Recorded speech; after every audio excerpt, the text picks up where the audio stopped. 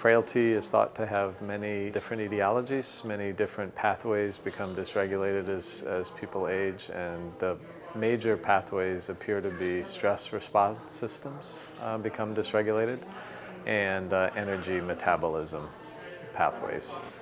Stress response, in general, when individuals are frightened or threatened, a number of internal body systems get turned on, so inflammation, for example, or the flight or fight response.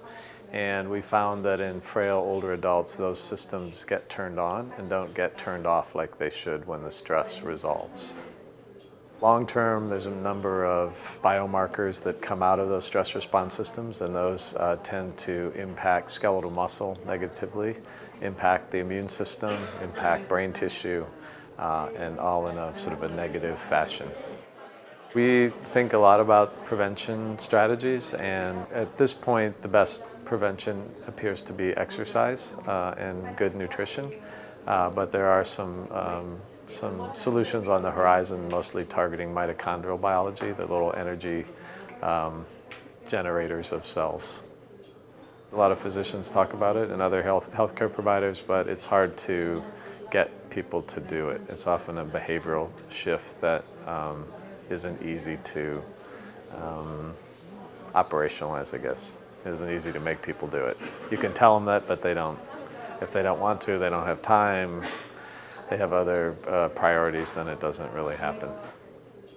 I expect to see much more development of precision measurements in all of those areas that I talked about: mitochondrial biology, inflammation biology, stress response systems. And once we know exactly what we're measuring and what's impaired, I think we'll be able to target them better in treatment pathways.